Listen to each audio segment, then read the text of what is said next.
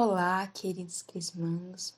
Finalmente, nós voltamos com os vídeos da catequese e hoje eu gostaria de dar pequenas dicas para vivermos bem o tempo da Páscoa, em que nós celebramos a paixão, morte e a ressurreição de nosso Senhor Jesus Cristo. A Páscoa é a festa das festas.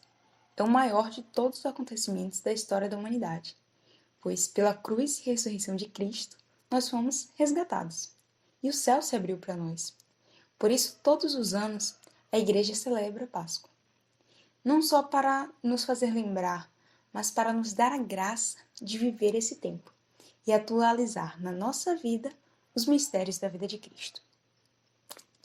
E para bem vivermos a Páscoa, nós passamos por um período de preparação, que é a Quaresma, que se inicia na quarta-feira de cinzas e vai até a quinta-feira santa, na Missa da Ceia do Senhor, que é também conhecida como Missa de Lava-Pés. Nela, nós recordamos os 40 dias em que Nosso Senhor passou no deserto, onde Ele foi tentado e venceu as tentações, dando-nos a graça de vencê-las também, pois a sua vitória é a nossa vitória. Nós estamos mais ou menos no meio da Quaresma. E talvez até agora você nem esteja vivendo esse tempo verdadeiramente. Ou talvez tenha começado bem, já desanimou um pouco, deixou sua penitência de lado, ou talvez nem tenha começado. Enfim, esse vídeo é para você viver melhor esse tempo. Seja ajeitando o que não está bem, seja começando do zero. Então, preste atenção. Nesse período, nós somos chamados a viver de forma mais intensa a penitência, com destaque para o jejum, a esmola e a oração, que são 3 grandes remédios que Deus nos deixou para combater as 3 principais feridas que foram causadas pelo pecado original, que são a concupiscência da carne, a concupiscência dos olhos e a soberba da vida. É através dessas feridas que nós somos tentados. E tem uma certa tendência para a gente agir de acordo com elas. Por isso a gente precisa fazer um esforço para ir em direção contrária e, com a graça de Deus, vencer essas más inclinações, recusando o pecado. A concupiscência da carne é esse apego aos prazeres proporcionados pelos sentidos, e aqui entra a gula, a luxúria e etc. Isso nós combatemos com o jejum. Ele nos ajuda a nos tornarmos senhores de nós mesmos. Não é um regime, mas um ato de renúncia por amor a Deus, que educa a minha vontade e a fortalece para escolher o melhor, mesmo que o objeto da minha escolha não seja o mais agradável aos meus sentidos. A concupiscência dos olhos, por sua vez, é o desejo de possuir sempre mais. É o apego aos bens materiais. E aí entra a avareza. E nós combatemos isso com a esmola, que estimula justamente essa questão do desapego e do amor ao próximo. A soberba da vida é o orgulho, a vanglória, esse negócio de ficar querendo aparecer, de ser o centro, de se achar autossuficiente. E isso a gente conserta com a oração. Feito esse resumo, eu quero propor para vocês algumas coisas, algumas práticas que vão ajudar nessa caminhada rumo ao mais perfeito. Tem uma oração que nós fazemos na missa do primeiro domingo da Quaresma, que vai ser o nosso norte. Ela diz assim: concedei-nos, ó Deus onipotente, que ao longo desta Quaresma possamos progredir no conhecimento de Jesus Cristo e corresponder ao seu amor por uma vida santa. Por nosso Senhor Jesus Cristo, vosso Filho, na unidade do Espírito Santo. Amém. Eu gosto muito dessa oração e eu acredito que ela nos ensina um caminho certo para a nossa vida e nos diz como nós devemos nos preparar para a Páscoa. Não só para a festa litúrgica, mas para a grande e definitiva Páscoa, que será a nossa passagem desta vida para a vida futura, a nossa entrada na eternidade. E o primeiro pedido que nós fazemos nessa oração é a graça de progredir no conhecimento de Jesus Cristo, crescer no conhecimento de Deus. Eu já comentei em um vídeo passado que para conhecer a Deus, nós precisamos conhecer a revelação que Ele fez de si mesmo. E nós temos acesso a essa revelação pela Sagrada Tradição e pela Sagrada Escritura. que são o depósito da fé da igreja. Conhecer é o primeiro passo para o amor, pois só se ama aquilo que se conhece. E o que você tem feito para conhecê-lo? O que você tem feito para ouvir a Deus? Qual é o papel que a Escritura tem na sua vida? São Jerônimo já dizia que desconhecer as Escrituras é desconhecer a Cristo. E São Francisco de Assis nos ensina que ler as Escrituras é pedir conselho do próprio Cristo. Então, eu queria propor que você pensasse como é que está isso aí na sua vida. É uma reflexão. De outro lado, para se relacionar com Deus, não basta conhecer a tradição e ler as Escrituras, porque Deus não é um livro, Ele não é uma ideia, Ele é uma pessoa. E nós precisamos nos relacionar com Ele como nós nos relacionamos com uma pessoa. E nós fazemos isso através da oração. Santa Teresa de Ávila, ela nos ensina que para ela a oração não é nada mais do que um tratar de amizade, estando a sós com quem nós sabemos que nos ama. E é isso mesmo.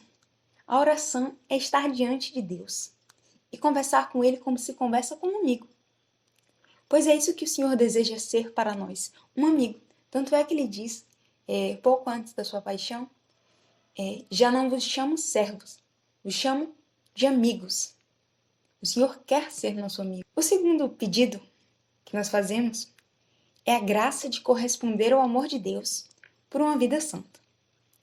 São João nos exorta que conhecer a Deus é amá-lo e que quem não ama não conhece a Deus, pois Deus é amor. E vendo o amor com que Ele nos ama, só nos resta corresponder a esse amor. E toda a nossa vida ela deve ser um esforço para corresponder a esse amor de Deus. E nós fazemos isso buscando ter uma vida santa. Mas, Cíntia, o que é esse negócio de vida santa? Eu nunca entendi direito o que é isso. O que é santidade? Vamos lá. Então, meu querido Crismundo, a santidade é amar Jesus. Santidade é amar. O amor consiste, São João vai dizer, no fato de não nós termos amado a Deus, mas em Deus ter nos amado e enviado o seu Filho para expiar os nossos pecados. Ou seja, em Deus dar o seu Filho por amor a nós, para que nós tenhamos a vida. E esse amor com que fomos amados, ele nos move em amar também. E nosso Senhor diz em que consiste esse amor que nós devemos ter por Ele, esse amor que Ele quer de nós. Ele fala em diversas partes, especialmente no Evangelho de São João, Se vocês me amam, obedecerão aos meus mandamentos. Quem aceita os meus mandamentos e a eles obedece, é esse que me ama. Quem me ama será amado por meu Pai, e eu também o amarei e me manifestarei a ele. Em outro trecho ele vai dizer, se alguém me ama, guardará a minha palavra, e o meu Pai o amará, e eu e o meu Pai viremos e faremos nele a nossa morada. Ou seja, Deus vem habitar naqueles que o amam. E o nosso amor por Deus, ele se manifesta numa obediência filial. A palavra obediência, ela vem de audire, que significa escutar atentamente. Amar a Deus significa escutar atentamente o que Ele nos diz. Não é deixar que entre por um ouvido e saia pelo outro. É colocar em prática os seus mandamentos, pois só se crê verdadeiramente naquilo que se vive. E eu coloquei a imagem do discípulo amado reclinado sobre o peito de Jesus, porque essa deve ser a nossa postura. É ouvindo as batidas do coração de Cristo, Os apelos do seu coração, que nós teremos força para permanecer no seu amor e ficar de pé no Calvário, continuar do seu lado. O discípulo amado foi o único que não abandonou Jesus no momento de sua paixão, justamente por essa escuta, pelo que se vive. E eu coloquei a imagem do discípulo amado reclinado sobre o peito de Jesus, porque essa deve ser a nossa postura. É ouvindo as batidas do coração de Cristo, Os apelos do seu coração, que nós teremos força para permanecer no seu amor e ficar de pé no Calvário, continuar do seu lado. O discípulo amado foi o único que não abandonou Jesus no momento de sua paixão, justamente por essa escuta, por ter reclinado sobre o peito de Jesus, ouvindo. E que mandamento é esse que Jesus quer que nós guardemos? O que ele nos pede? Apenas que nós o amemos acima de todas as coisas e que nos amemos uns aos outros, assim como ele nos amou. E São João ele vai nos dizer novamente que os mandamentos de Deus não são pesados. Por que isso? Deus quer de nós o amor, e ele não nos pede algo que nós não possamos dar, pois ele mesmo nos amou por primeiro e derramou em nossos corações o amor com o qual ele quer que nós o amemos e nos amemos uns aos outros. Ele já nos deu esse amor ao derramar o seu Espírito Santo sobre nós. Nos resta agora cooperar e deixar que esse amor age em nós, que vá nos transformando. Para isso eu preciso querer, e querer verdadeiramente. Santa Teresa, ela vai dizer que nós precisamos ter uma determinada determinação. E para ajudar a gente nesse itinerário do amor, tem umas pequenas práticas para a gente fazer. A primeira delas consiste em se colocar diante do Senhor. E é muito bom que se faça isso diariamente. E perguntar com sinceridade: Senhor, o que me rouba de ti? Quais são as coisas, as situações que me roubam de Deus? O que me impede de amar? Quais são as decisões, os meus atos, os meus pensamentos e desejos que são contrários ao amor a Deus e ao amor ao próximo? Onde, na minha vida, eu não estou amando? O pecado ele não é uma mera transgressão de uma ordem, de uma lei arbitrária. Essa é uma ideia caricata de pecado. O pecado é todo o movimento de falta de amor para com Deus e para com o próximo, por causa de um apego egoísta a certos bens. E uma coisa que nos ajuda muito a avaliar como nós estamos amando é a análise dos mandamentos de Deus. Eles são como uma métrica do nosso amor. Pense nos mandamentos como fronteiras que separam o campo do amor dos precipícios do egoísmo. Eles são uma barreira que nos protege e que nos orienta como o mar.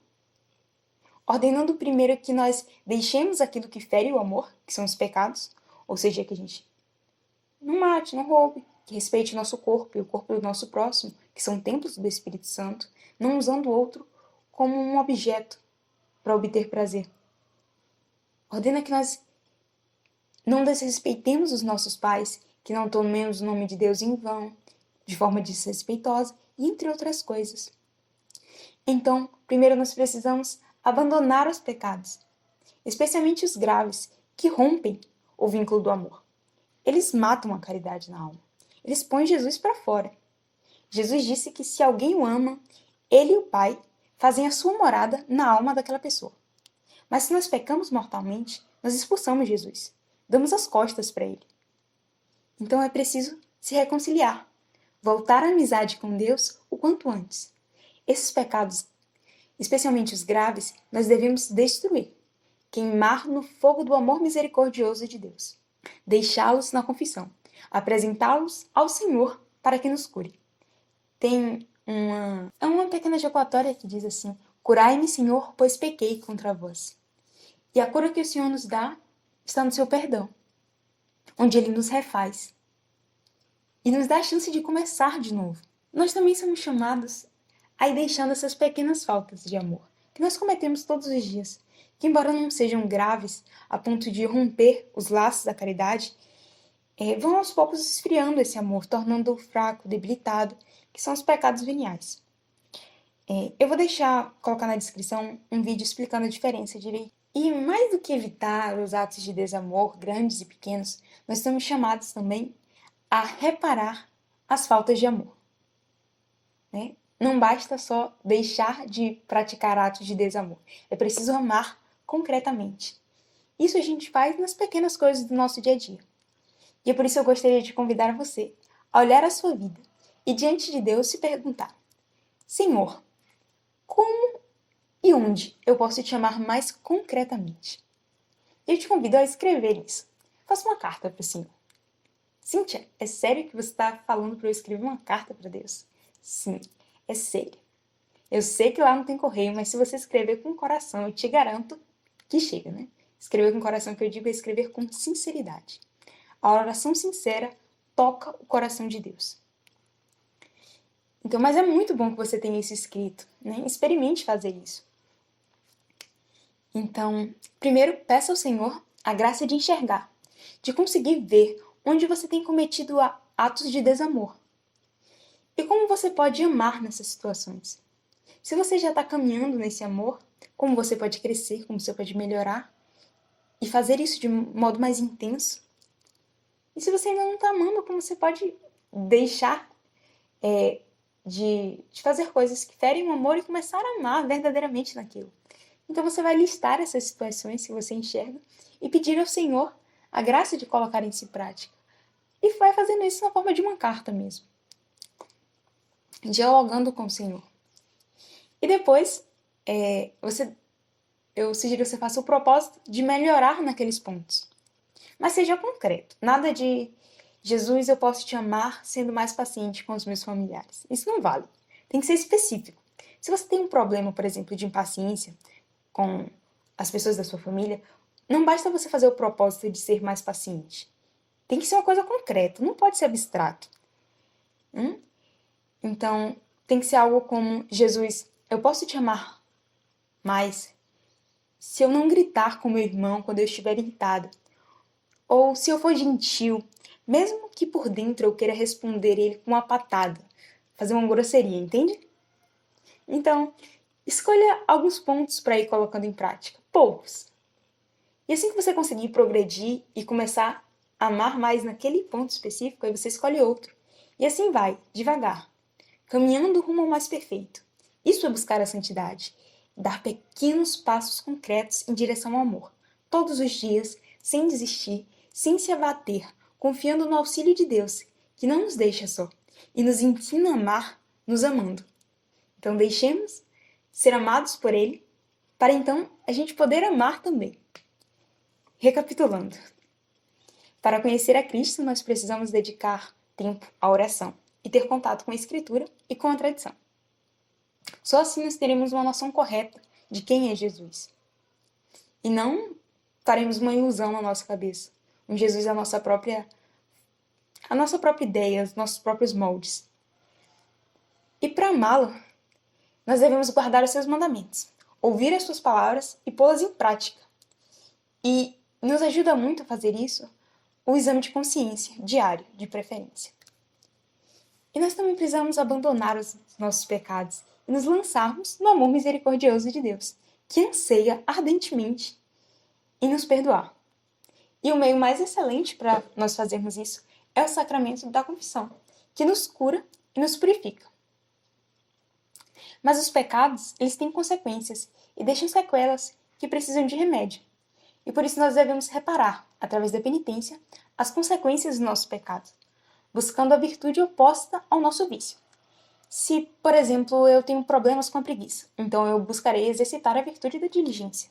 Se eu sou soberba, então eu me exercitarei em atos de humildade. E assim vai.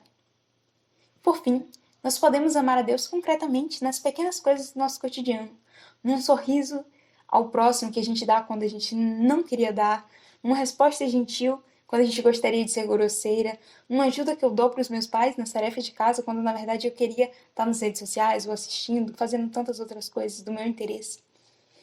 São tantas coisas miúdas no nosso dia a dia que, se a gente reparar bem, dá pra gente melhorar. Sempre dá pra amar mais um pouco. Então eu peço que você comente aqui embaixo uma pequena coisa em que você pode amar mais concretamente a Deus e ao próximo no seu cotidiano. Até a próxima!